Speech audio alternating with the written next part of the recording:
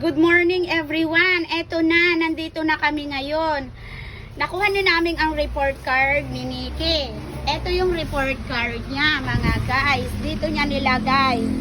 So yan, nakuha na namin. Xerox pa lang to, ang urig hindi pa binigay ng teacher, advisor. Pag final na. Eto, kararating namin, bumili kami ng lugaw and pandesal. At saka ito, Lady's Choice, magko-coffee na lang ako.